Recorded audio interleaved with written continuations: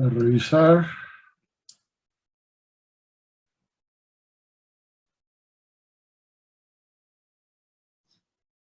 Esta no es.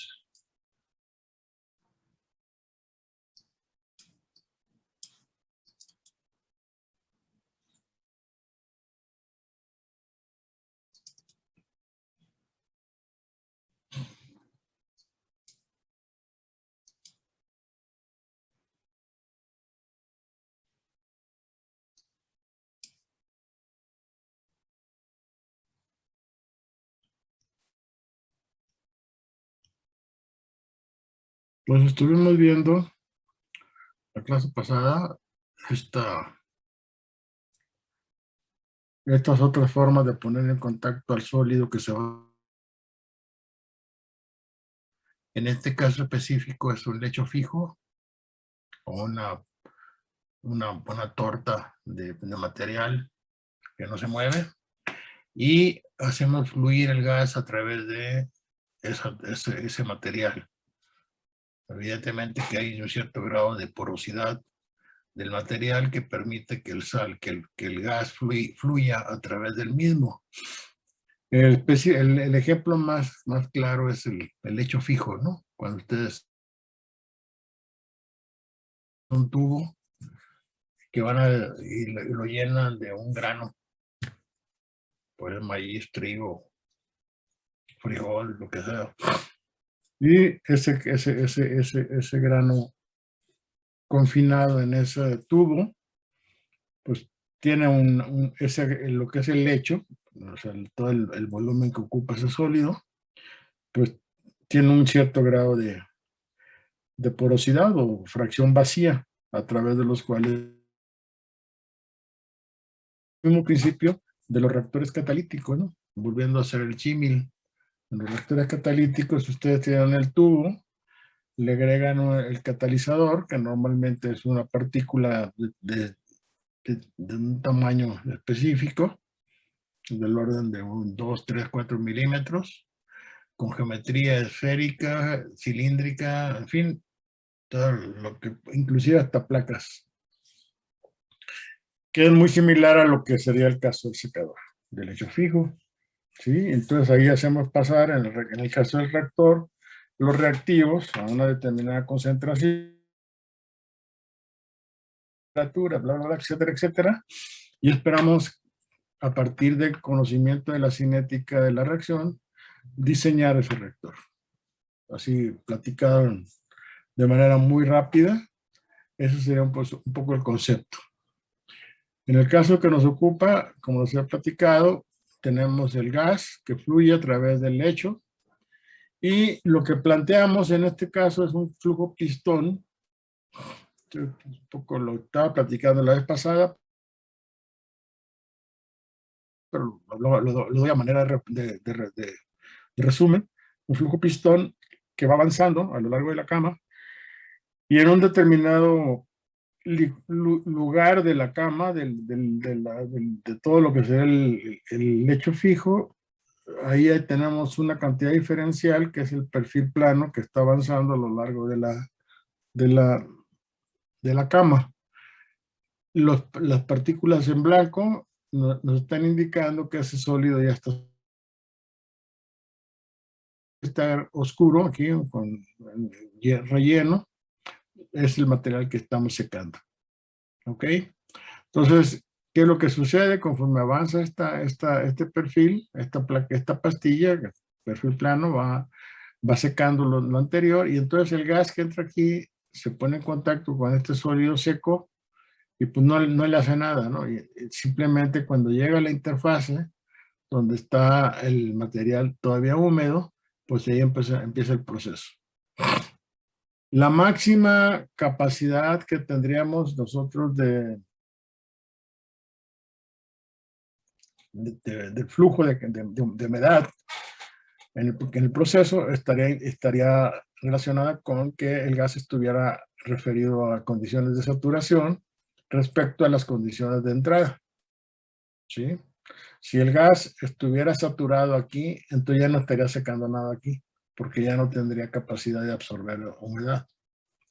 Y esa es la manera como podemos definir el flux máximo de transferencia de masa, que está asociado con el flux del gas, por la diferencia de humedad máxima que se puede esperar, que sean las condiciones de saturación menos las condiciones de entrada del gas. En cualquier punto diferencial del tubo, el flux lo podemos asociar con la diferencia de humedades Y2 menos Y1, ¿no? O sea, trasladen el Y2 aquí y trasladen el Y1 aquí, y esto sería, digamos, el flux propiciando si llegara a las condiciones de saturación. Y ahí volvemos a lo mismo, ¿no? Es decir, la gran, ¿cómo le llamé? La paradoja de que nosotros tratamos de alcanzar las condiciones de saturación para alcanzar la máxima eficiencia de la separación, pero a la vez tratamos de no estar en ese punto, porque cuando llegue esa masa, ya se alcanzó la mayoría, la máxima que se pudo, cuando está saturado completamente el gas. En el elemento diferencial, ya más puntualmente, tendríamos un GS por DY, y esto a su vez sería igual a un coeficiente de transferencia de masa convectivo por el área diferencial del empaque por las condiciones de humedad de saturación menos la humedad en cualquier punto que estuviéramos nosotros ubicando. Sacamos a partir de esta relación que tenemos aquí, en la que estamos relacionando finalmente, platicado en palabras llanas, esta que se refiere a la partícula en específico del sólido que se está secando, por medio de esta relación de A por la diferencial de Z, podemos nosotros pasar de esta escala a la escala de sección transversal del tubo, del sector. Con esto en mente tenemos este balance que está aquí, o sea que lo que sacamos el dy entre y a s menos y. Aquí seguramente me está faltando un signo negativo. Seguramente lo voy a checar, pero creo que es así negativo, para que tengamos esto, y para invertir ¿cómo se llama? Los límites de integración. Y a partir de esto tenemos esta relación que la podemos asociar con el número de unidad de transferencia para calcular la altura del lecho empacado. El número de unidad de transferencia y el área, lo que sería, déjame ponerlo aquí para completarlo, voy a meter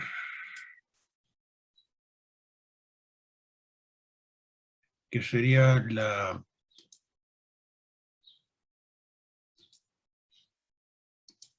HTG. TG estaría dada por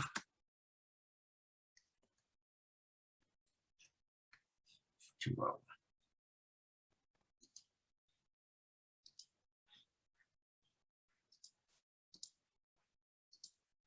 H T. Aquí va a ser igual a GS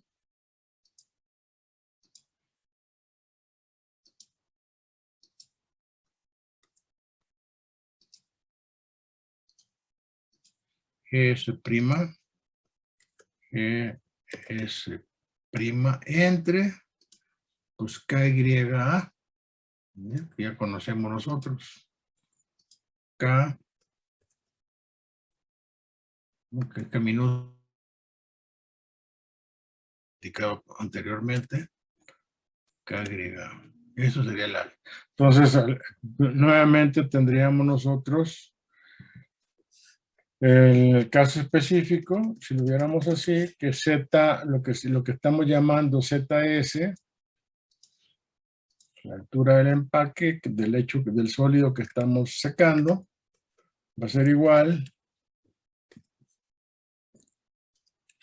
pues a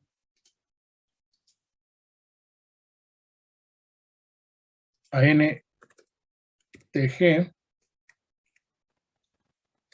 perdón, voy a andar haciendo las cosas rápido, perdonen, HTG, ¿sí?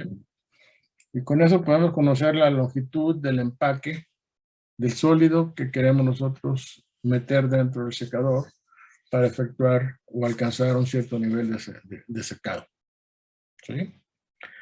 Luego tenemos el cálculo en el caso específico, una especie de eficiencia del proceso de secado, donde relacionamos el flux real, el puntual que tenemos con respecto al máximo que se alcanzaría, y esto lo podemos relacionar con esta relación de humedades en el contexto del secado, Y2 menos Y1 entre la Y de saturación respecto a 1. Es una especie de eficiencia esto. Con esto podemos sumar y restar para obtener esta relación. Podemos llegar a 1 menos C a la NTG, y esto a su vez es igual a 1 menos C a la menos KY a ZGS, que son combinar las ecuaciones que acabamos de estar analizando. Y en el caso específico de partículas pequeñas, donde tenemos un rango de 0.08 a 0.0029 pulgadas,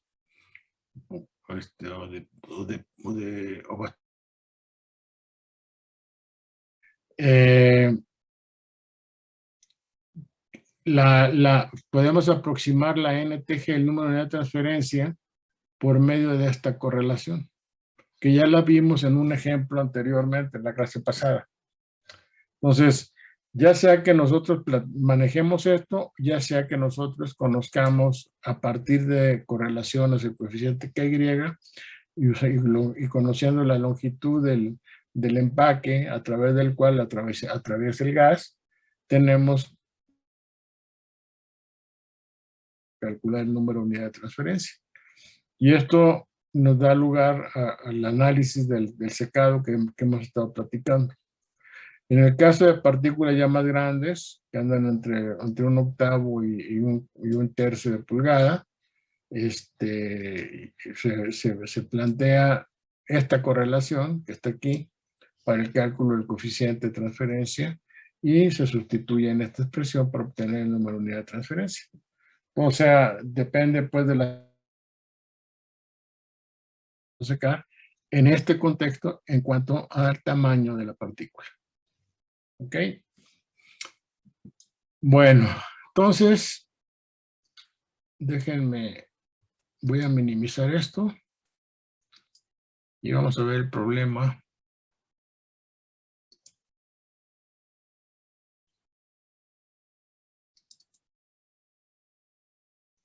Problema 12.6. ¿Qué dice el problema 12.6?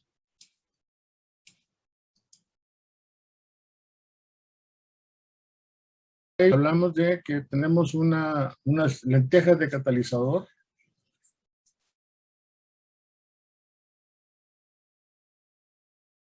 Ok, sí, es este. Tenemos unas lentejas de catalizador húmedas. La forma son pequeños cilindros que tienen 13.5 milímetros por 13 milímetros. Casi son ¿cómo se llama? De misma altura y tamaño. Estos se van a secar en un secador con circuito. Nuevamente, para no distraerlos, déjenme tapar esto que está aquí.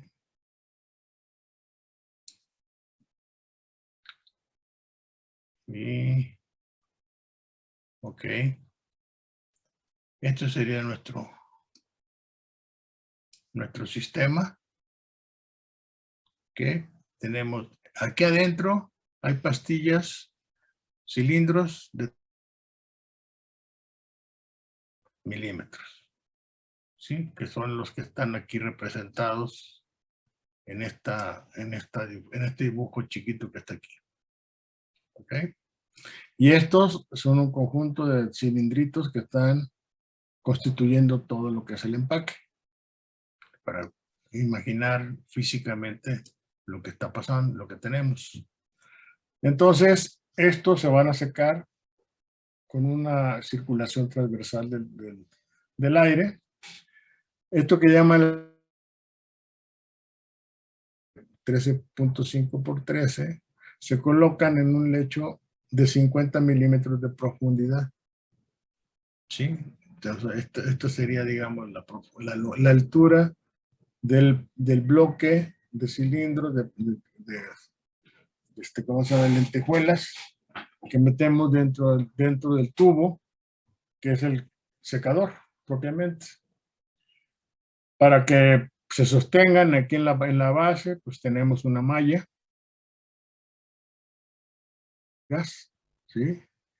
Y se van a secar con aire que está fluyendo a 1.1 kilogramos de aire seco por segundo metro cuadrado. Ese es el flujo de aire que está atravesando esta cama.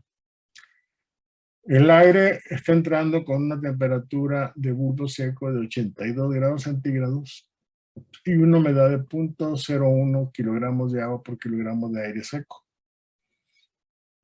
La densidad aparente del lecho es de 600 kilogramos de sólido seco por metro cúbico. La superficie de la partícula, esto que llamamos A, de la definición que acabamos de analizar, ¿sí?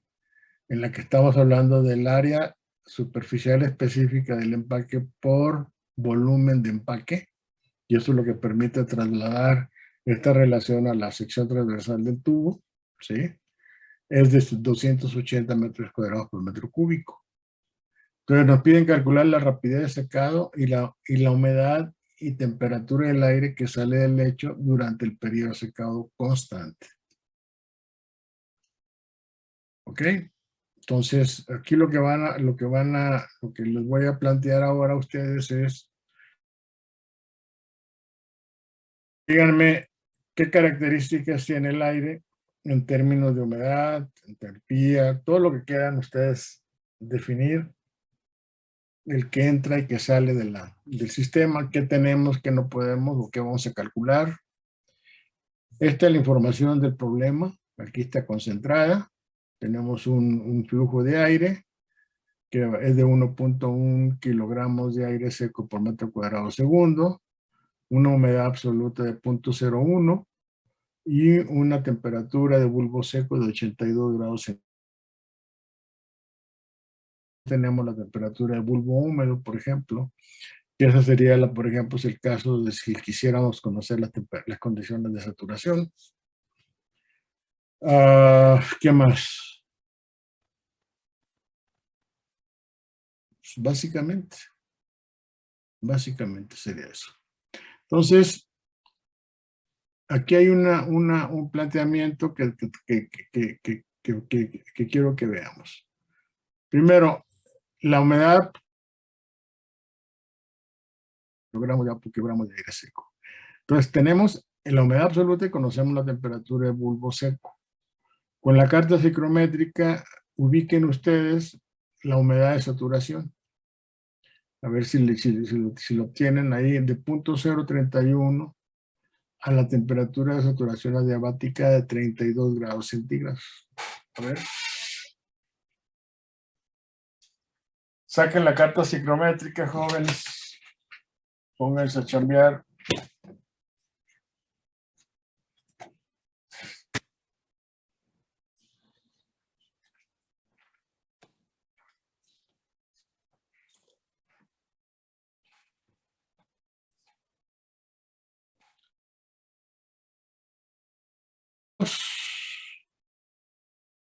82 y 0.01.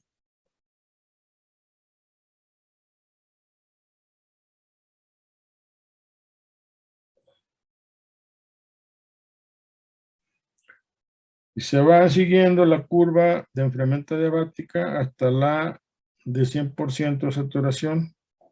De ahí van a medir, ahí van a ubicar, pues básicamente lo que, o la temperatura de bulbo húmedo, que sería igual a 32 grados centígrados. ¿Ya lo vieron? Sí. Bueno. ¿Qué sigue? Entonces, fíjense una manera de poder pasar la base seca a base húmeda es sumar la fracción de humedad que tenemos. 0.01. 0.031, ¿de dónde viene? Pues justamente ahí en 32 grados temperatura bulbo húmedo, leen la humedad absoluta que corresponde a esas condiciones, que es de 0.031. A ese 0.031 le suman el 0.01 entre 2, saca la media aritmética y lo multiplican por 1.1, que es la fracción de seco, y esto ya les daría la cantidad de agua que le están agregando aquí al sistema y obtienen un flux promedio de 1.123, 1.123 kilogramos. ¿De qué? De aire húmedo.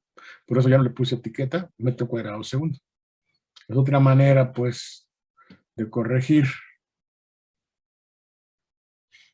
¿Cuál otra forma tendrían ustedes para pasar de la base seca a la base húmeda? Recuérdense que si esto es base seca, tendríamos que multiplicar por 1 más la humedad del sistema para determinar, a ver, la G.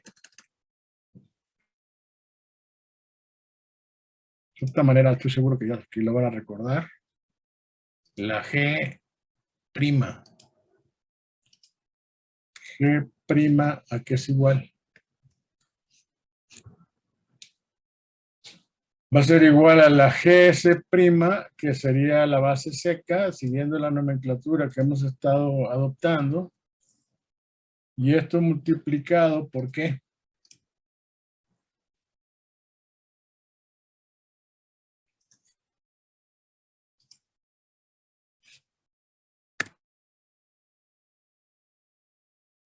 La Y prima, ¿no?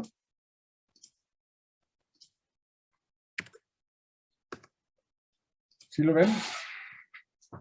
Vean, hagan el análisis dimensional, manejen GS prima sería igual a la masa de agua. Vamos a poner kilogramos de agua. Perdón.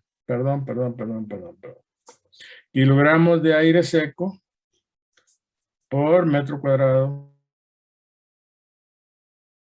Eso sería GS prima. La 1 va a ser igual a kilogramos de aire seco entre kilogramos de aire seco. Es lo que representaría ese 1. Y a eso le agregamos la humedad base seca. Para la humedad base seca tendríamos nosotros kilogramos ahora sí de agua por kilogramo de aire seco. ¿Se fijan? Entonces ya les va a quedar kilogramos de aire seco multiplicando kilogramos de aire seco más kilogramos de agua. Multiplicado por lo que estamos planteando ahí, pasa entonces ahora a ser kilogramos de agua, kilogramos de aire húmedo por metro cuadrado segundo. ¿Sí lo ven? Esta relación la hemos manejado en el caso que queramos corregir, pues el problema es, no problema, sino que hay que tomar en cuenta que este valor de Y, ¿dónde lo tomamos? Lo tomamos o sacamos un promedio. Y es un poco la idea de lo que está planteado aquí. ¿Sí? Acuérdense que también tienen el recurso del volumen húmedo. En fin. Pero ahí es cuando están relacionando flujos volumétricos. Entonces, esto de aquí es un poco la explicación que estamos planteando con relación a esto, que si tuviéramos la Y promedio, humedad promedio de aquí, que es, nos quedaría esa base de base seca a base húmeda. O sea, entonces, por eso que puse aquí G' promedio, va a ser igual a esto. Bueno, esas son las observaciones que ustedes deben tener a la hora de hacer los cálculos. Seguimos. La viscosidad, esa pues, la sacamos de tablas, ¿no? No hay problema al respecto. Kilogramo, 1.9 por eso a la menos 5 kilogramos por metro segundo. ¿Cómo se llama? La viscosidad promedio del aire. Luego, por aquí viene esto, sí me gustaría hacer un poco hincapié. Muchas veces ustedes no van a tener la geometría adecuada para el cálculo que estén planteando, o las geometrías, etcétera.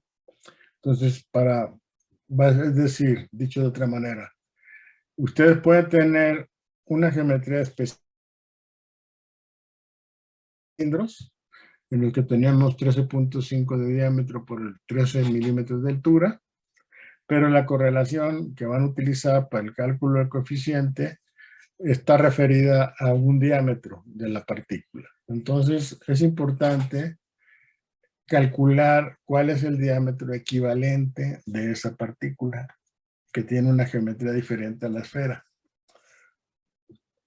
Entonces, lo que se hace es aplicar esta fórmula.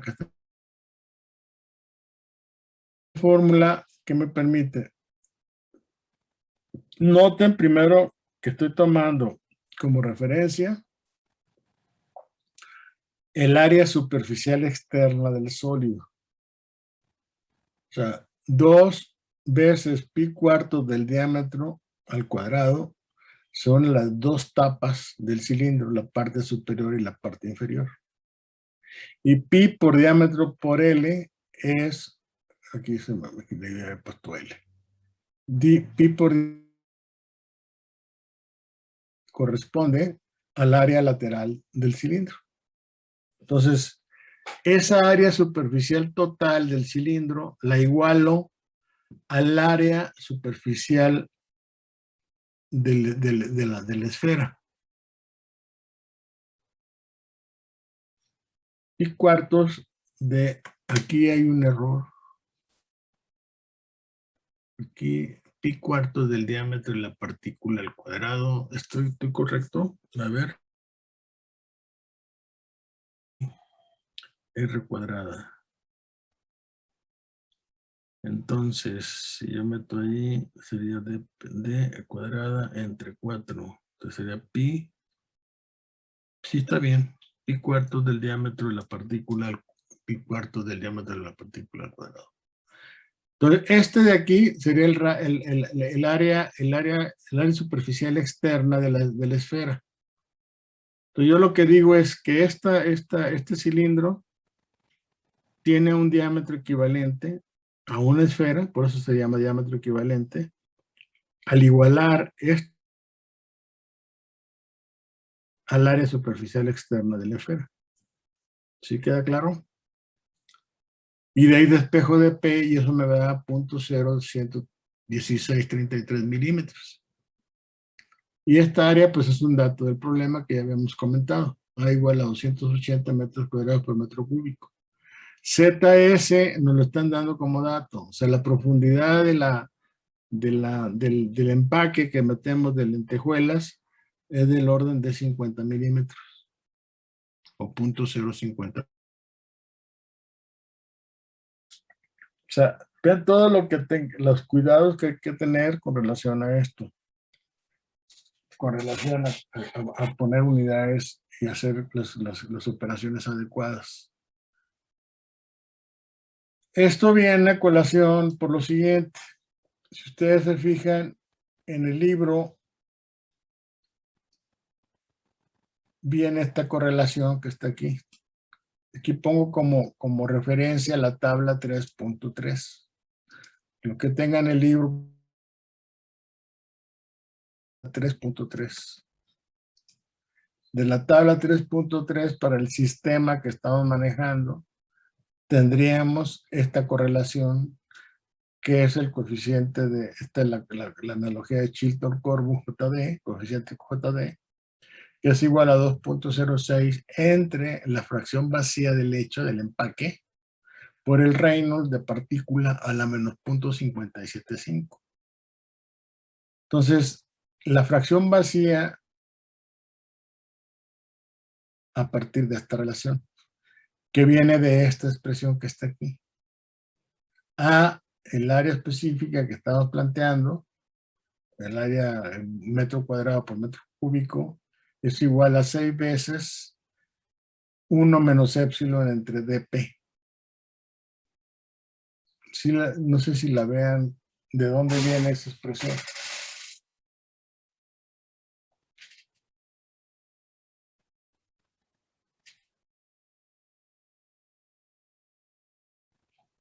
Si ven la expresión que está ahí, yo ahorita me quedé callado porque estaba haciendo memoria si esto lo llegamos a analizar en alguna vez quizá que analizamos el empaque. Estas relaciones salen de relacionar el volumen, el área superficial con el volumen. ¿Sí?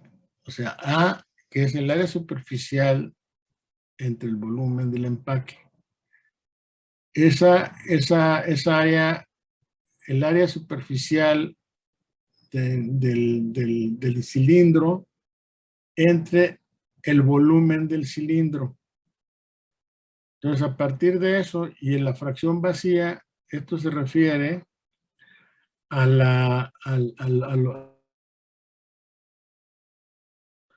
lo que nos está indicando aquí es que estoy tomando en cuenta el volumen del sólido.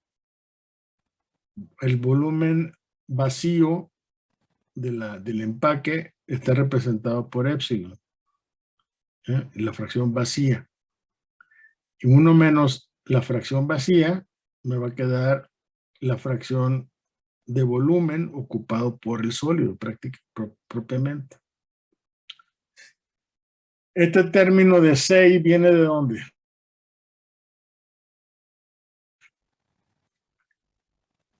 ¿De dónde aparece el 6? A ver, hagan memoria.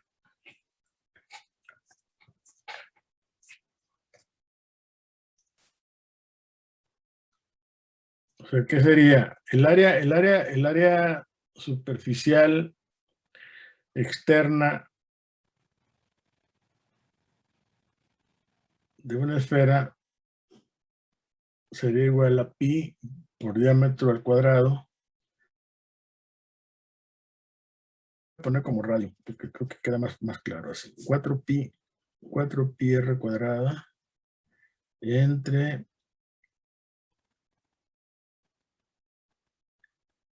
4/3 de pi r cúbica. A ver, se va este con este con este, y nos va a quedar arriba 3 entre, ok, entre R. Si usted relaciona el volumen, el área, a ver, ahorita vemos. Y esto, si R es igual a dp entre 2, va a quedar igual a 6 entre dp. O sea, esto, digamos, la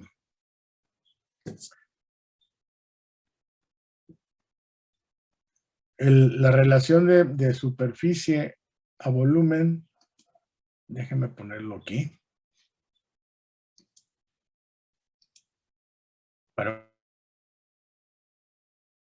Voy a poner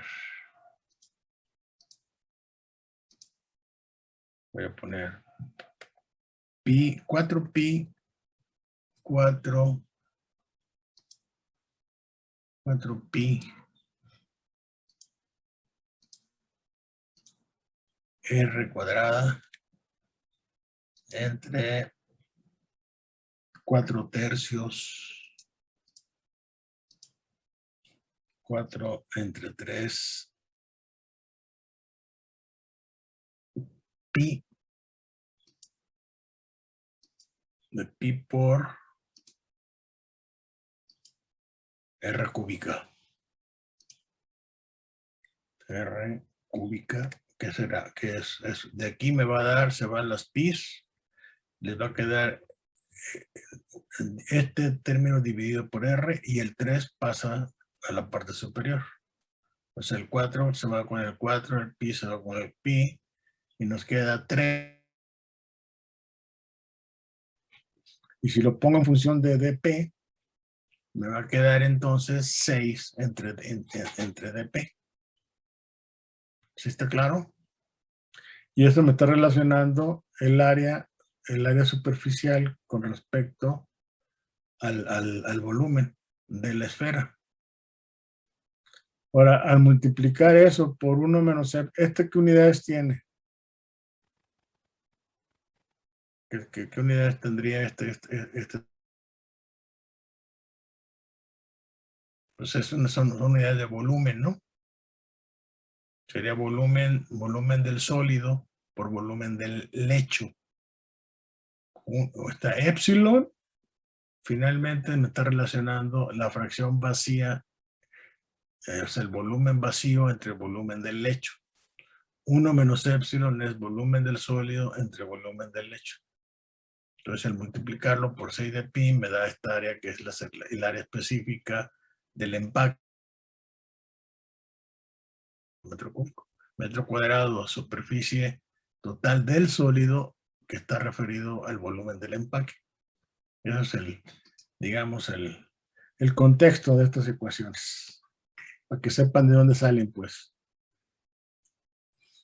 Entonces, este término de aquí, entonces yo lo que hago es despejar la epsilon de aquí, de esta expresión, y obtengo 1 menos dpa entre 6. Y esto me da el dpa, el dp que yo acabo de calcular, que es de 0.01633.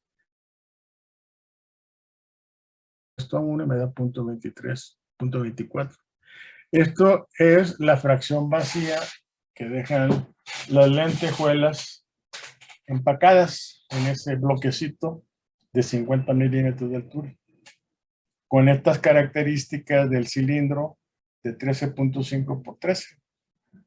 Entonces, todos estos cálculos que están aquí, el Reynolds, que está referido al diámetro de partícula por el flux entre la viscosidad, este flux, y este flux, pues es el que está como el flux total, ¿no? Que es que de 1. ¿Qué? ¿Cuánto quedamos? 1.123. Y ese es el cálculo que hacemos aquí. 0.0163, el diámetro por 1.123, entre la viscosidad me da un Reynolds de partícula, o sea, modificado, de 965. Entonces, con esta información, voy a la correlación y calculo el coeficiente JD. Este coeficiente 1671, sustituyendo 2.06 entre 0.237 por el Reynolds a la menos 0.575. Hago la operación y me queda 0.16771. Y para el sistema aire-vapor tengo el número de Smith que es igual a 0.6. Acuérdense que el número de Smith es la relación de la viscosidad del gas entre la densidad del gas por la difusividad. Afortunadamente vamos a encontrar esto referido a tablas también. Y muy recurrentemente para el sistema vapor de agua-aire, el número de Smith anda rondando el 0.6. ¿Sí? Pero si tuviéramos otro sistema, estaríamos obligados a calcular el número de Smith. ¿Para qué? Bueno, pues resulta que para el cálculo propiamente de KY, ya KY va a estar dada por esta expresión que está aquí. KY es la ecuación 1233, que es KY es JD por GS'. Y eso me da un coeficiente KY de 0.258 kilogramos de agua por metro cuadrado segundo. Y pongo el delta Y porque es una relación que quiere decir que está asociado este coeficiente con una fuerza directoria delta Y. ¿Ok? Entonces vean cómo va la secuencia de todo esto en el contexto del cálculo. Mi flux va a estar dado por esto. Aquí esta delta Y es la que les estoy comentando que está indicada por esto. Entonces al multiplicar este KY por delta Y, y este delta Y lo que acabamos de ver en el texto de la teoría que vimos, N igual a KY por delta Y esto me va a la cantidad de flux. Si lo queremos ver como flujo, entonces este valor de aquí estaría multiplicado por el área de sección transversal. Ustedes ya deben estar familiarizados con ella. ¿Qué sigue? Lo que sigue es calcular el número de unidades de transferencia a partir de la relación que ya les platiqué también. Ahí no recurrimos a la correlación, sino planteamos ya directamente el cálculo a partir de KY por la altura que tenemos entre GS'. Aquí volvemos a la base seca. Entonces esto me va a dar a mí esta relación, que son kilogramos de agua por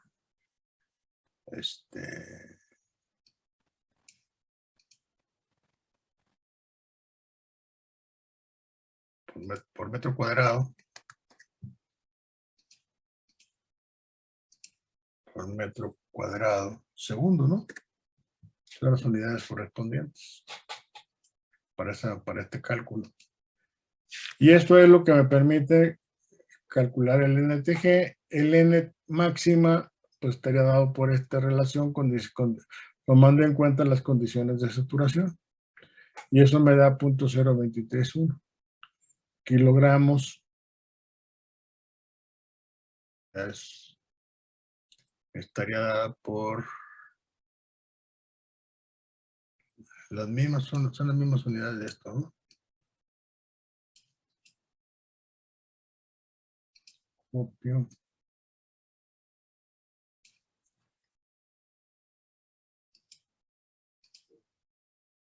Kilogramos de agua por metro cuadrado segundo. A ver, díganme si es, bueno, ya lo vimos esto, ¿no? La IAS de saturación, que es igual a 0.0231. Entonces, a partir de esto, podemos nosotros calcular la humedad del aire que sale del sistema, si se fijan, a partir de esta definición que estamos manejando.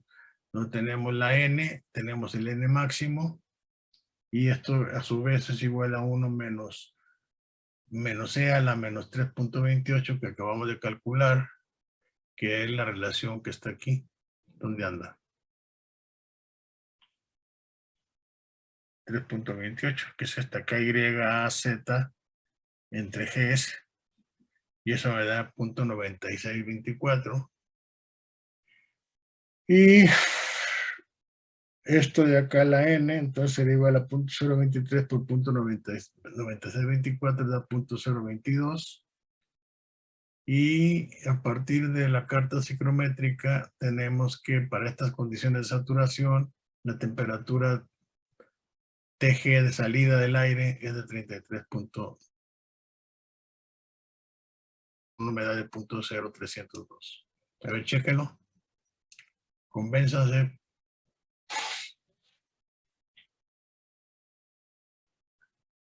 Si están de acuerdo con eso, ya vamos al cálculo entonces de la dx. Dx en dt, que es la otra pregunta que nos hacían, que está relacionada con esta relación. N entre LSA, que LSA ya sabemos que es parecido a estas ZS, ¿sí? Y a partir de eso conocemos dx en dt igual a 7.4, por eso la menos 4, kilogramos de agua segundo, kilogramos de sólido seco. ¿Sí? Entonces ya vieron ahí cómo estamos relacionando todo. A partir de esta relación, esto de aquí lo conocemos. Entonces, este valor de 0.9624 calculo n. Y con esta igualdad, así como está aquí, despejo la y2 y puedo obtener este valor.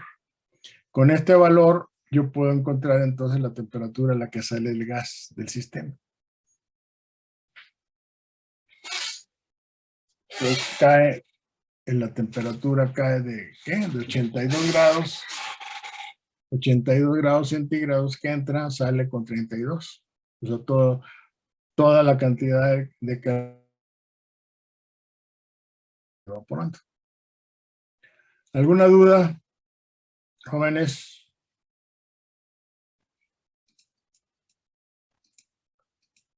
Ponerlo ahí.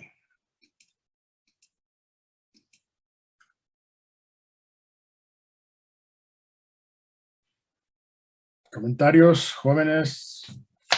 Díganme si siguieron eso o no lo siguieron. Sí,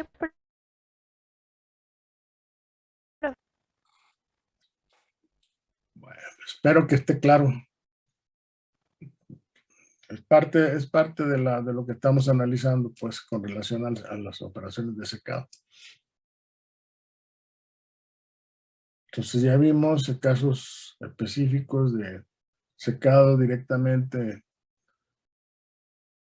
en la parte de los problemas anteriores. Estos dos últimos problemas han sido problemas de secado con el flujo de gas que atraviesa el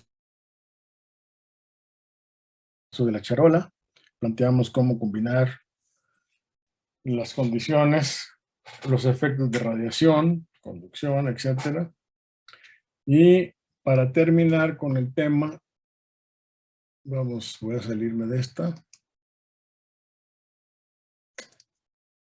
Y vamos a ver ahora un secador de tambor rotatorio.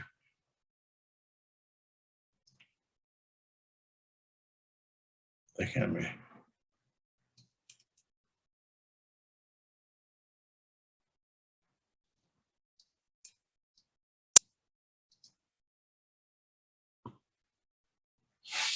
Tenemos un secador de tambor rotatorio, que es el que está representado aquí. Bueno, para que lo conozcan de fotografía. Si notan ustedes, el secador de tambor rotatorio, este motor es lo que hace que gire ¿cómo se llama? El tambor, literalmente. Y aquí tienen estas aspas que están aquí, que son las que provocan, si está dando la vuelta así el tambor. ¿Sí? Aquí está la flecha. Entonces cuando llega acá, sube y aquí contiene un sólido, lo sube, y cuando llega a cierto nivel de inclinación, el sólido se cae por gravedad. Y hay una corriente de aire que está fluyendo en esta dirección. ¿Va? Y ahí en este instante, si le quieren ver así, segundos que tarda el sólido en caer, cuando es soltado y atraído por la gravedad, se encuentra libre, son partículas sueltas, y esas las baña completamente el aire que está pasando a través del sistema. ¿Está claro? Es la forma, el principio de operación del secador rotatorio. Normalmente la alimentación de sólidos se hace por aquí. Aquí ponen alimentación. Es esta tolva que está aquí. Entra aquí al sistema y empieza a dar vueltas y empieza a caer por la gravedad. Por eso la inclinación del tambor. No son inclinaciones de ciertos grados, 6, 7 grados de inclinación. Es evidente de la inclinación del secador, también va a influir en la velocidad con la que atraviesa el sólido todo este patrón de flujo, ¿no?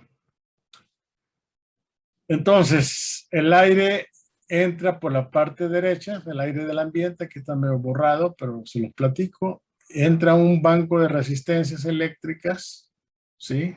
Y esto provoca que el aire que viene del ambiente, con ciertos, inclusive aquí puede haber filtros que permiten evitar que se metan moscas y mosquitos y cosas por el estilo, y algún polvo,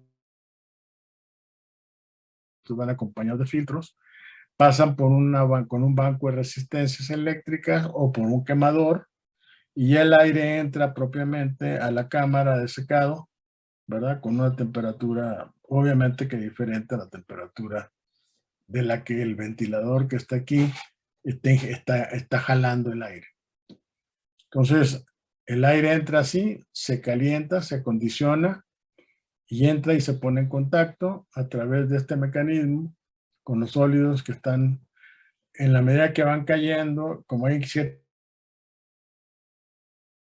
sólidos, hasta que salen del secador. Y sale, aquí es lo que llaman el producto, que es el punto 2 que estamos manejando aquí. Y acá el aire que ya sale con un determinado contenido de humedad, disminuye su temperatura, pues sale por la parte que está aquí. Y esta es la salida del aire. Y esa es la forma como operan estos secadores de tambor rotatorio. Y digo, este es el principio que les acabo de platicar.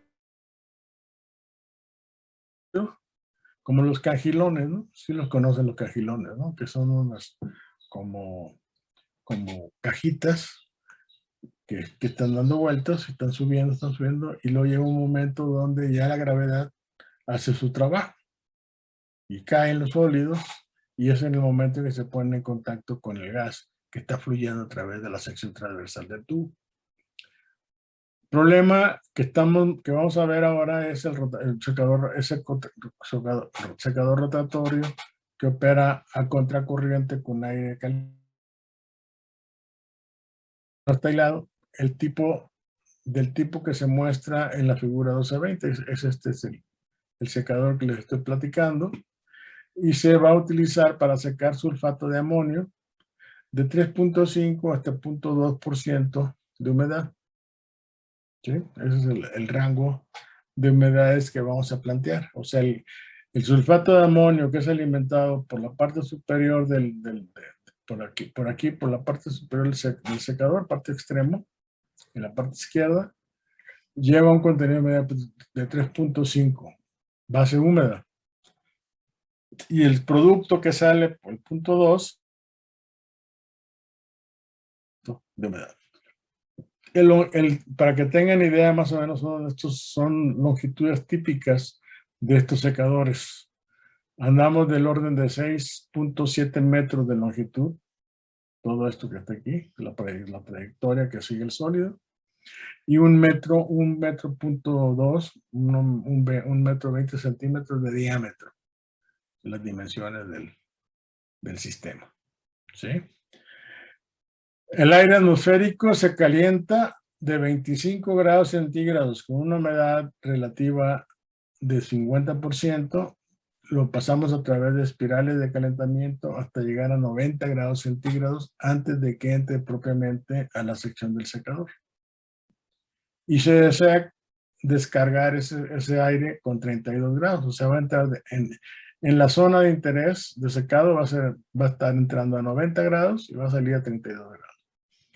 El sólido va a entrar a 20 grados centígrados de temperatura ambiente y se espera descargarlo a 60 grados centígrados. Y se va a introducir este sólido a un flujo de 900 kilogramos del producto por hora. O sea, es el sulfato de amonio. Las necesidades de aire y calor para el secador. Entonces, esto es digamos, el esquema, el dibujo de un secador típico industrial con sus dimensiones.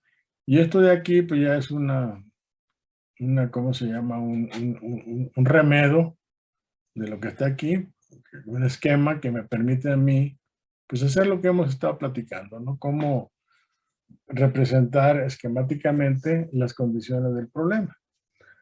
Aquí muy mal, el Excel no da la herramienta de que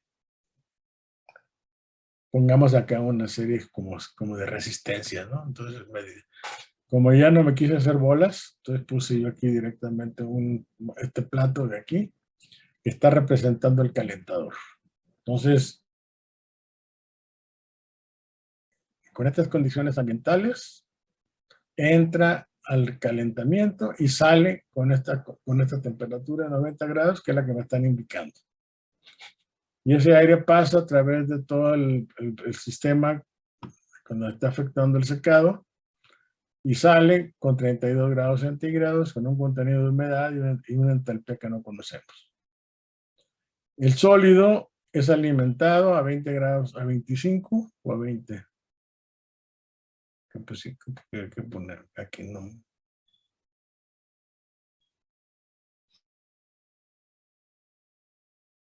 Está a 20 grados con este contenido de humedad, 0.035, y este flujo de 900 kilogramos por hora.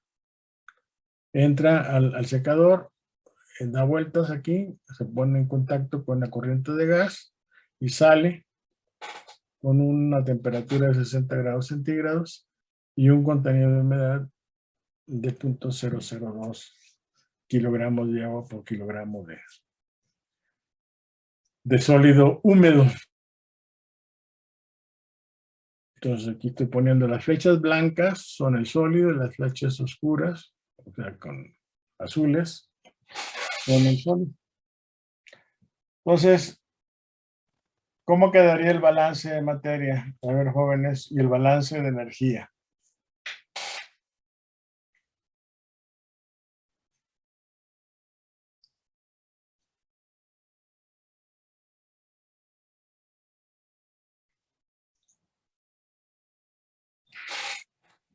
Revisa sus apuntes.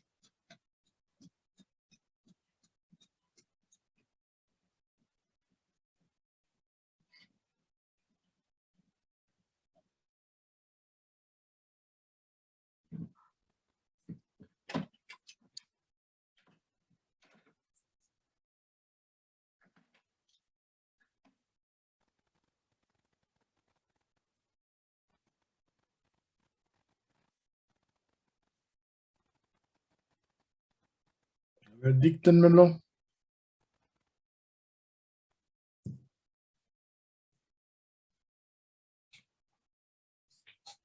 En base seca.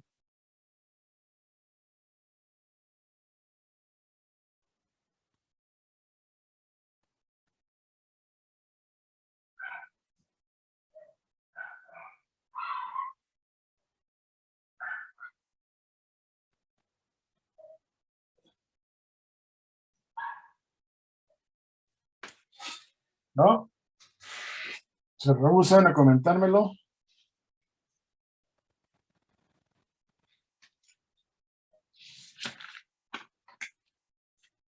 Estamos en lo que estamos poniendo en contacto a contracorriente las fases que estamos planteando.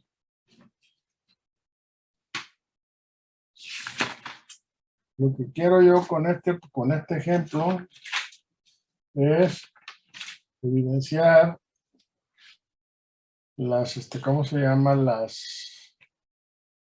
los cálculos de las entalpías, tanto del gas como del sólido, ¿sí? En base a lo que estamos planteando.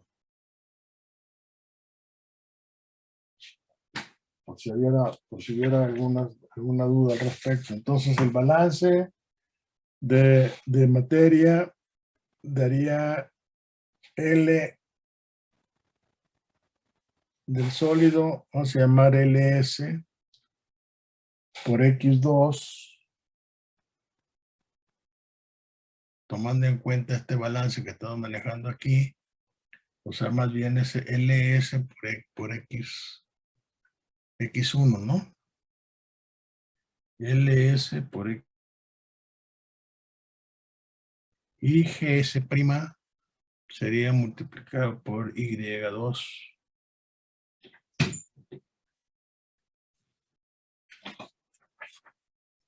Luego tenemos GS por Y1' y LS por X2.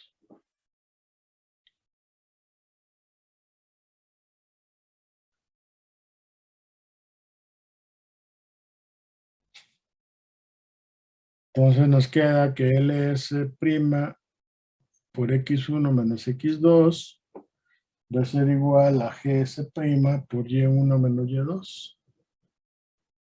Ese es el balance de materia. Entonces, si vamos a manejar la base seca, pues es obvio que tenemos que empezar por estos cálculos que estamos planteando aquí. X1 y X2 que están representados de esta forma. Y volvemos otra vez al mismo comentario. Aquí sí todavía hay un pequeño diferencia de 0.035 a 0.036. Pero aquí 0.002, pues prácticamente aquí tendríamos un 0, quién sabe qué, 4 creo. 0.00204, entonces ya estamos hablando de muchos decimales. Entonces, dejándolo aquí, nos quedaría esta relación que está aquí. Entonces, normalmente, ya los he platicado también al respecto, ya depende del criterio con el que ustedes se muevan, pueden ustedes plantear esta relación. Ahora bien, estos kilogramos de sólido húmedo los vamos a multiplicar por esta cantidad. Esta es la fórmula que estamos manejando. ¿Sí? También esa la hemos platicado bastantes veces. ¿Sí? La LS, base seca, estaría dada por húmeda por 1 menos 0.035. Si es exactamente, eso es un poco al revés. Si se fijaron en el caso anterior, utilizamos la Y mayúscula. Entonces, para pasar de la base seca a la base húmeda, multiplicamos por 1 más Y mayúscula, ¿no? Si ustedes recuerdan el problema que acabamos de ver. Aquí vamos al revés. Vamos a pasar los 900 kilogramos de sólido húmedo con esta humedad de 0.035. La vamos a pasar a una cantidad de sólido seco que estamos mandando aquí, en la base seca. Y eso queda como 868.50 kilogramos de sólido seco por hora. A ver, hagan el cálculo.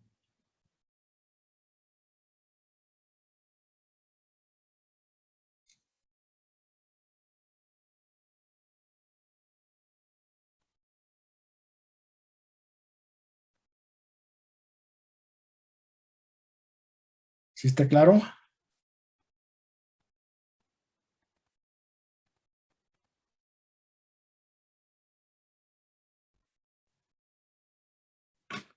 DLS' es 836.97. ¿800 qué? 36.97. A Chihuahua. A ver, 1 menos 0.035 A mí también me dio el mismo valor. Por 900 da 868.5. Fernando, Sí, ya lo vi, gracias. ándale pues. Y noten, otra manera de calcular la velocidad de evaporación es esta que está aquí. Aquí estamos, ¿cómo les diré? Pues aquí nos apoyamos en puro análisis dimensional. Fíjense que estamos hablando de 868.50 kilogramos de sólido seco por hora y lo multiplicamos por la diferencia de humedad entre la entrada y la salida del sistema, ¿no? Entre el punto 0.363, que es como está entrando en base seca, a punto 0.02. Esta diferencia, cantidad de agua que se evaporó por unidad de tiempo, ¿no? Aquí estamos hablando de kilogramos de agua por kilogramo de sólido seco, perdón. Al multiplicarlo por los kilogramos de sólido seco, pues me da la cantidad de agua que se evaporó, que se está evaporando por hora. ¿Por qué por hora? Pues por la cantidad que estoy manejando de masa seca. Entonces, 29.703 kilogramos de agua que se...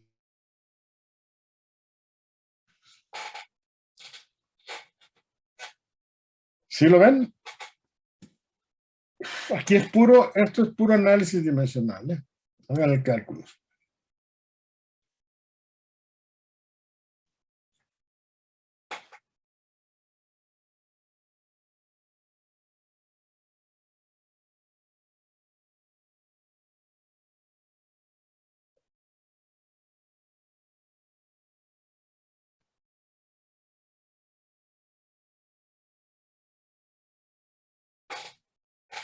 Nuevamente, tomen acá.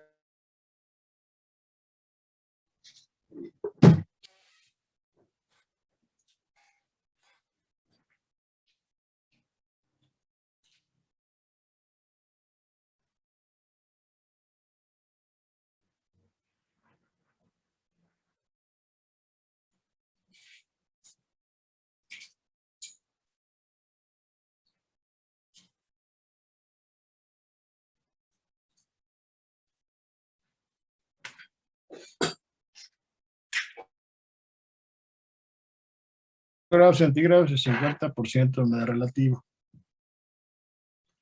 Eso, ¿qué humedad absoluta me da?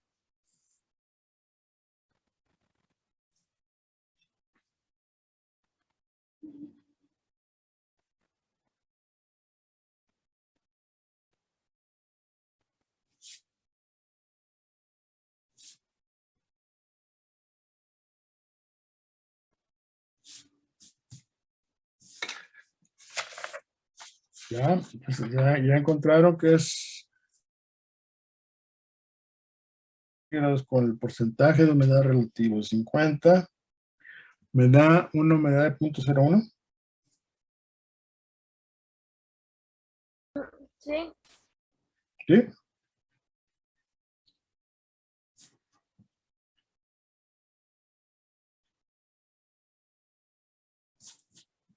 Bueno, entonces, Sí, de ese valor. sí, este valor son son las condiciones de entrada del sistema, del aire calentador. No está dentro del secador, sino que están antes de entrar al calentamiento. ¿Cuál es la entalpía del aire que estamos alimentando? Para fines prácticos, la entalpía que vamos a considerar aquí, o el balance de entalpía que vamos a considerar, es a partir de tener el gas, perdón, a 90 grados centígrados. Calculen la entalpía, por favor.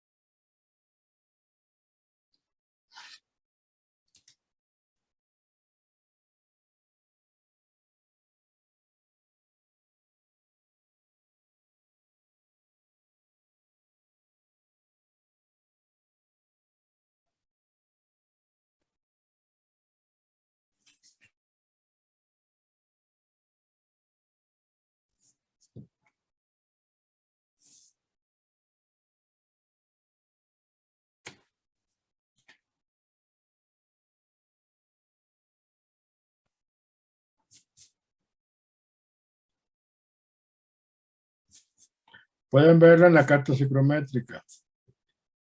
Me interesa que sepan manejarla con los ojos cerrados.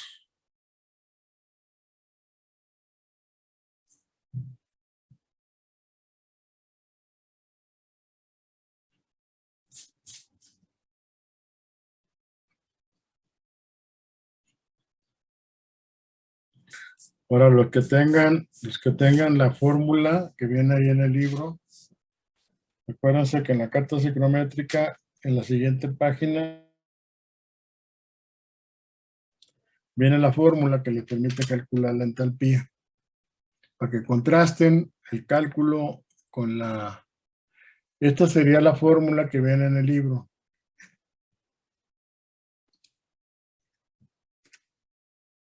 ¿Sí? H igual a, ya en el sistema, en el sistema internacional.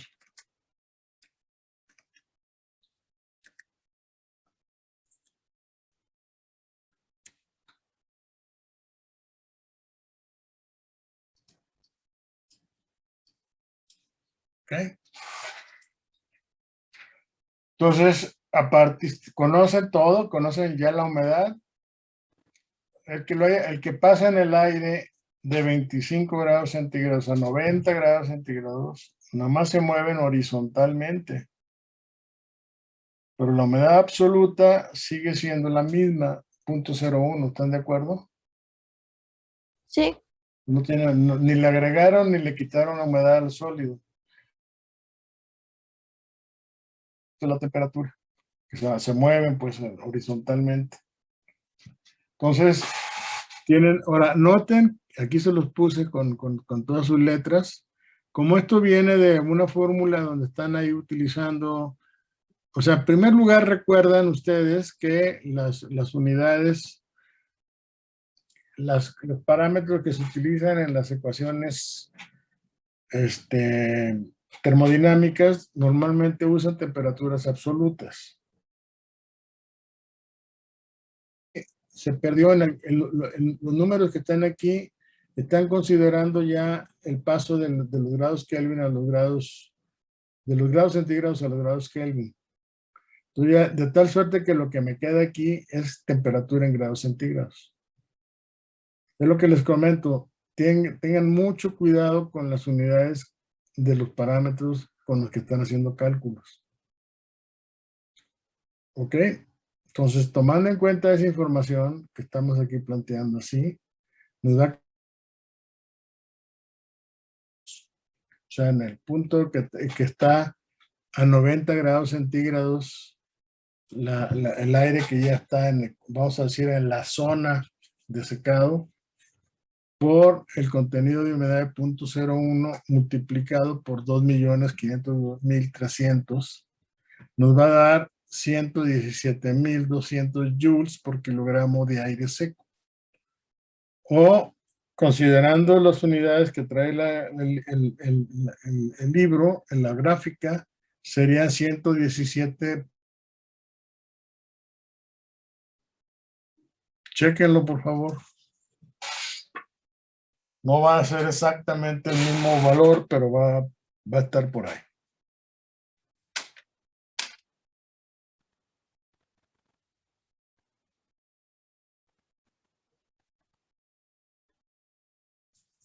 Dígame qué valor ustedes están ubicando.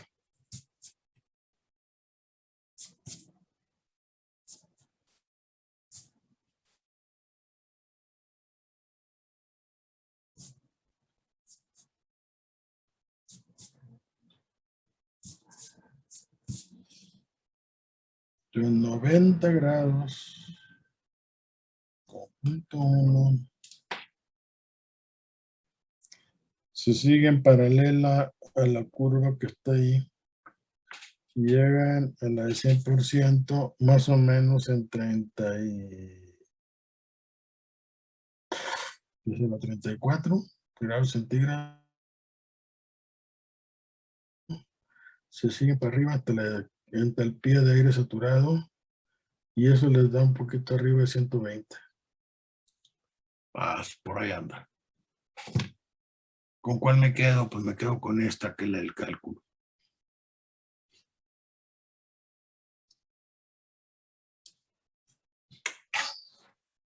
Acuérdense que la gráfica tiene la ventaja de que les permite obtener valores relativamente rápidos, pero sí el costo es que la exactitud de los valores. Unas cosas por otras. ¿Ya quedó?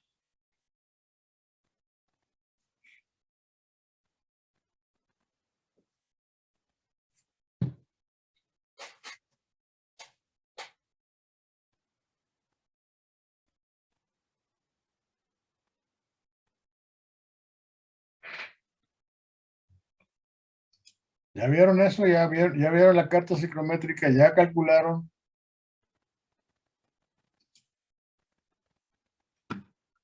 En la gráfica, bueno, en la carta me da un valor más de 120 Más o y, menos, ¿no? Eso es lo que yo también vi.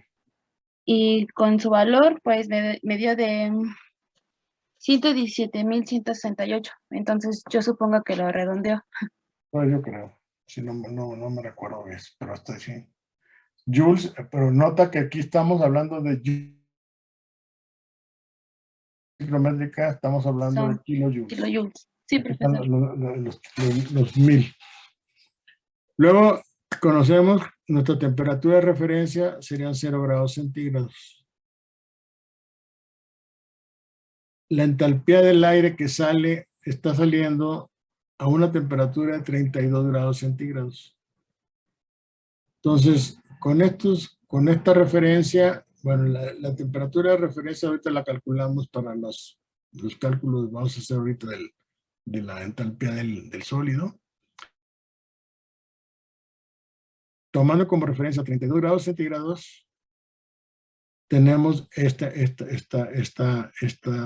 este cálculo, pero ojo, yo no conozco ya la humedad. Aquí sí la conocía por lo que platicamos, ¿no? Es decir, el aire entra con una humedad absoluta de 0.01, 25 grados centígrados, pasa a 90, pero como ni le agregamos ni le quitamos humedad, sigue siendo la misma humedad absoluta de 0.01.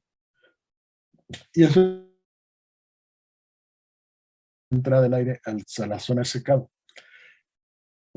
La entalpía del aire que sale, no sabemos cuánta humedad le quitó al sólido. Bueno, sabemos que va a haber una diferencia entre 0.030, ¿cuánto es? 0.036 y 0.002. ¿Sí? Esa es la cantidad de agua que le quitó el aire al sólido. ¿Sí? Pero no sabemos exactamente cuál es la humedad absoluta que aplicamos la fórmula y dejamos el cálculo de Hg1 en función de la Y1, o sea, la humedad de salida del gas del secador. No, hasta este punto no la conocemos. Ahora, en el libro viene los valores del CP del sulfato de amonio, el CP del agua, que lo conocemos perfectamente bien, y el delta HA ahí dice, pero obvio que aquí tendríamos que tener la precaución de calcularla, o saber cómo se llama, cómo determinar este valor, que seguramente viene en tablas. La verdad que no me he dado a la tarea de encontrar este valor, el delta H integral de absorción. Normalmente son valores que están relacionados con el proceso de absorción-desorción. Entonces, como no tenemos información, pues ahí la planteamos igual a cero. Entonces, este valor relacionado con la entalpía del sólido alimentado, pues estaría dada por este término, ¿no? Que está aquí. Y aquí estaríamos hablando de más la entalpía del gas, del sólido, estaría dada por el delta H, ¿no? Aquí me faltó poner, para poner la fórmula completa. D, DH. D. DH se lo voy a poner así tal cual. Y este término lo voy a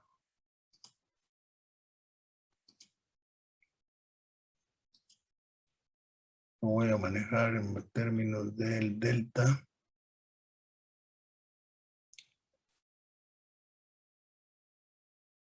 Ahí está. Y esta T0 la paso. Ahí está la fórmula completa. ¿Sí? Entonces, ¿qué me pide a mí el cálculo de la entalpía? Este delta S igual, ¿no? Este delta S del sólido va a ser igual al CL, que es la capacidad calorífica relacionada con el sulfato de amonio. ¿Sí? Y aquí lo voy a poner para no meter otras unidades. CL, capacidad calorífica del sulfato de amonio, por TL menos T0. TL, la temperatura de entrada, la que se encuentra el sistema, 25 grados centígrados. Habíamos comentado que la temperatura de alimentación era 20, lo puse 25, pero en el texto dice 20. No sé por qué, bueno. No lo voy a mover para no meterle, pero se supone que hay que hacer ahí ustedes hagan la corrección y me dicen qué tanto cambia. Aquí en la 25, 20, en lugar de 25, 20. Temperatura de referencia 0. La humedad de entrada, esta humedad de entrada de aquí del sistema es 0.6, que es la humedad base seca, por el CP del agua, en base el agua líquida, sí, ojo, por nuevamente 20 por 20. Aquí hay una pequeña diferencia. ¿Cuánto sería? ¿En cuánto se corrige esta cantidad? Díganme ustedes.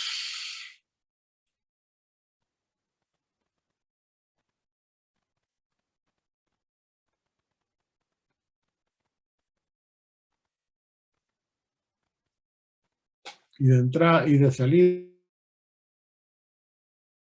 toda la información, CP del sulfato de amonio, 60 grados, la humedad que contiene ese sólido, 0.002, por la entalpía correspondiente. O sea, el agua que está contenida en el sólido se considera que está en estado líquido. ¿Ok? 0.002, 404.187 por 60, y esto nos da 90.000. Este sí no cambia, pero este sí cambia ligeramente. ¿Cuánto da? Bueno, ni tan ligeramente, sí tiene algún valor ahí. Sobre todo el primero. Me dio un valor de 33.180 joules. ¿33.000? Sí, 33.180. Bueno, fíjate. Ahí sí ya es un valor. Valor ¿cómo se llama? Lo voy a dejar subrayado nada más. Después lo cambio. Para no andar metiéndome tantos. Bueno, ahí está. Entonces, ese valor cambia. Entonces, estamos hablando de 90. Guarda ese valor, por favor. 90.922 menos 33.180. Ahora, aquí nos dan, como es un problema resuelto, ya no me metí en broncas. O sea, el coeficiente estimado de transferencia de calor para convección, saben ustedes todo lo que contiene eso. Tendría que manejarse. Estos valores no los podemos calcular porque no conocemos, por ejemplo, el material con el que está construido el tambor. No conocemos el espesor del tubo. ¿Me explico? Entonces, todo ese tipo de información la necesitaríamos conocer para establecer una relación de temperatura medio ambiente a la temperatura en el seno del secador. Y muy probablemente para el cálculo de la temperatura promedio en el secador, dentro del secador, tendríamos que estar considerando una especie de temperatura, como en el caso de los cambiadores de calor, una especie de delta TL, temperaturas de entrada y salida, combinadas con las del aire de entrada y salida. En fin, todo ese circo tendríamos nosotros que considerar.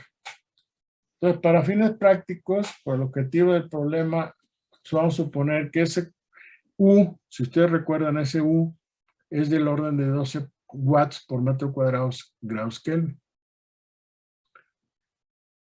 La delta T promedio entre el secador y alrededores se toma como una, en este caso lo considera una media. Ocasiones también no les extrañe y tendríamos que manejar una delta TLM, que sería 90 menos 25 menos 32 menos 25 entre el logaritmo natural de esas cantidades, ¿no? Si ustedes van a sacar la media logarítmica, y aquí tendríamos nuevamente que corregir el 25 por 20. Entonces, total, esta media logarítmica que estamos manejando acá estaría relacionada con esta. No, no es cierto, este 25 sí es del aire. Es la del aire. Entonces, esto sí está correcto. Y es la temperatura a la entrada, entre la entrada y la salida del secador, digo del calentador, si se fijan. Entonces quedaría 36 grados centígrados. Ahora, el área efectiva para transferencia de calor, pues es el área lateral de todo el tubo, por diámetro del tubo, por longitud. ¿Sí? Esa es la, digamos, la fórmula, el área lateral. Y eso nos da 25.3 metros cuadrados. La pérdida de calor estimada sería igual a Q por U a delta T. Entonces, ese es el U que ya platicábamos, 12 watts metro cuadrado grado Kelvin. 3600 es para pasar a segundos porque el watt está referido a joule por segundo, acuérdense. Pasamos ahora 25.3, que es el área lateral del calor, el secador rotatorio con el ambiente, por 36, que es la temperatura promedio, delta T. Y eso nos da una pérdida de calor de 39.346 kilojoules por hora. Entonces, como les comentaba, el balance de humedad queda de esta forma. L es igual a X1 menos X2, G es Y1 menos Y2. Y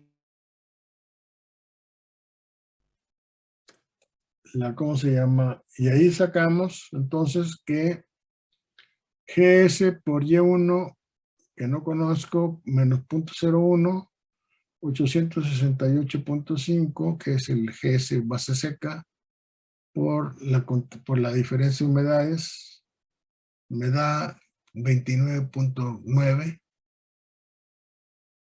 A ver, ¿esto qué es? Sí, estoy igualándola con la del sólido, ¿no? Perdón. Esto es el cambio de humedad en el gas, y acá estamos hablando del cambio de humedad en el sólido, y eso me queda como el valor de GS.9. Esa es la fórmula que queda ahí. Y el balance de entalpía, pues estaría dada por esta cantidad que está aquí, por este término que está aquí. Ya lo conocen ustedes también. Considerando el flujo de alimentación al sistema en base seca, de sólido, por las entalpías a la entrada y a la salida, y las entalpías del gas base seca a la entrada y salida, y el calor que se está, ¿cómo se llama? Que está saliendo del sistema. Entonces, a partir de eso, sustituimos valores aquí.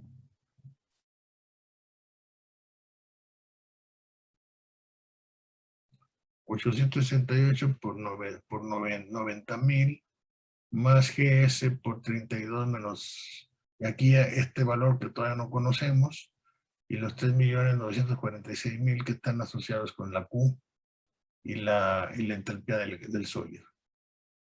Pues a partir de eso, podemos nosotros simultáneamente calcular con esta expresión que está aquí y la expresión que está acá arriba, que también está en función de 1233 y la humedad de salida es de 0.02. El aire entra con 0.01 y sale con 0.02.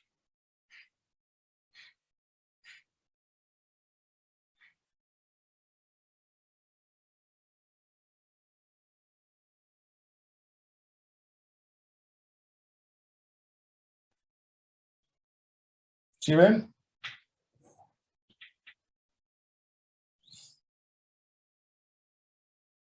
Bajas simultáneamente son esta que está aquí, junto con esta otra que está acá. En la que tenemos Y1 y aquí tenemos Y1. Entonces lo que procedería aquí sería despejar Y1 de acá, sustituirla acá y ya nos quedaría como incógnita GS. Y luego ya una vez con GS, calculamos ¿cómo se llama? La humedad de salida.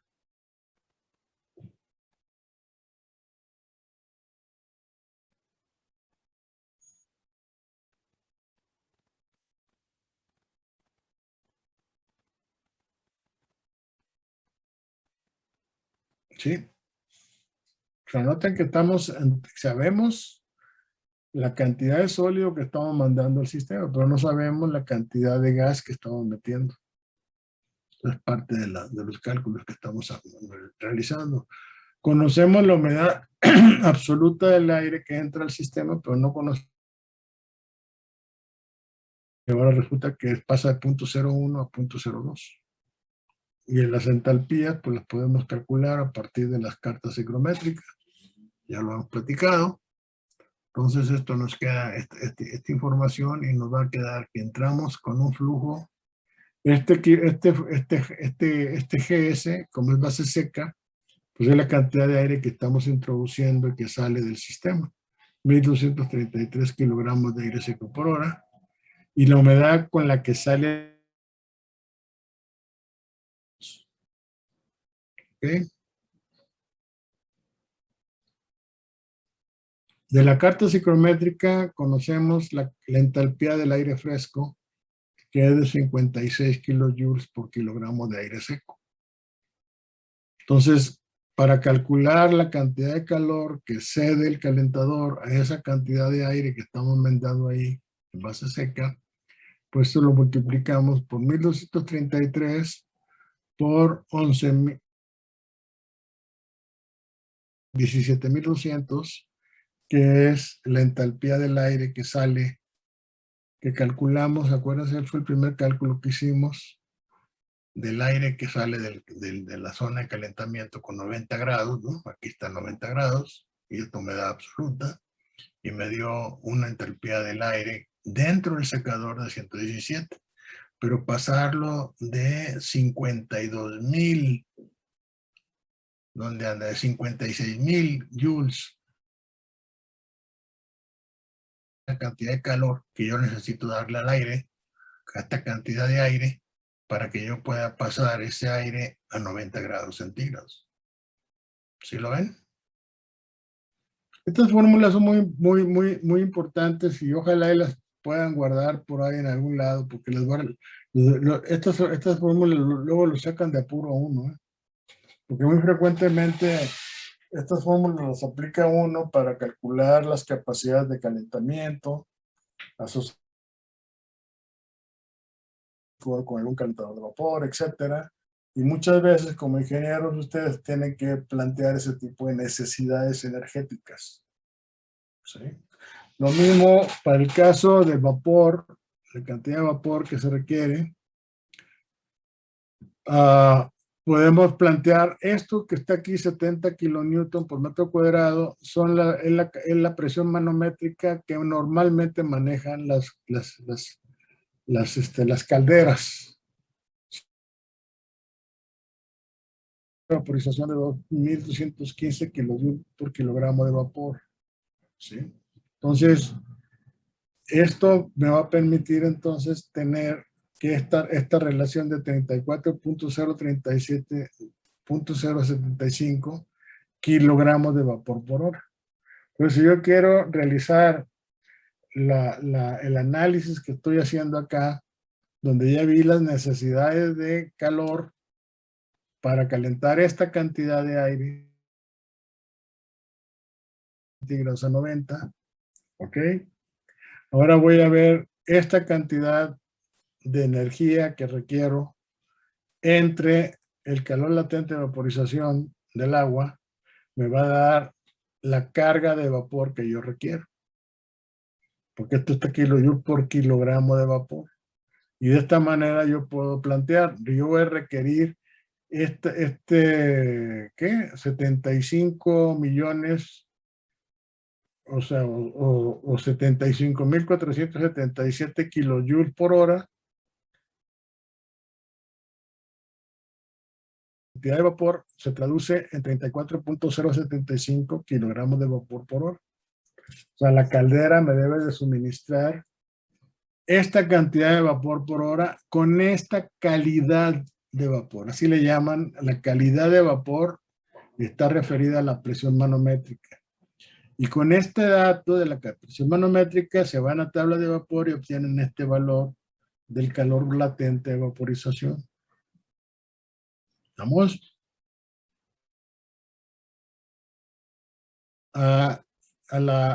¿Cómo se llama? La relación de 1.15 kilogramos de vapor por kilogramo de agua evaporada. Esto es una especie pues como de eficiencia, ¿no?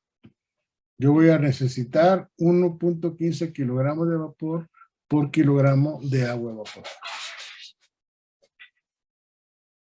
De esa manera tendríamos nosotros el panorama relacionado con los balances de materia y energía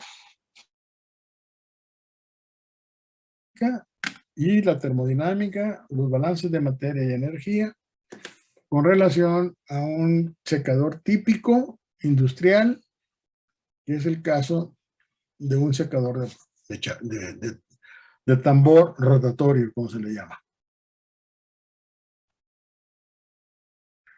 Con la diferencia esa de 33, de 25 a 20 grados centígrados, podrían hacer el cálculo rápido a ver cuánto.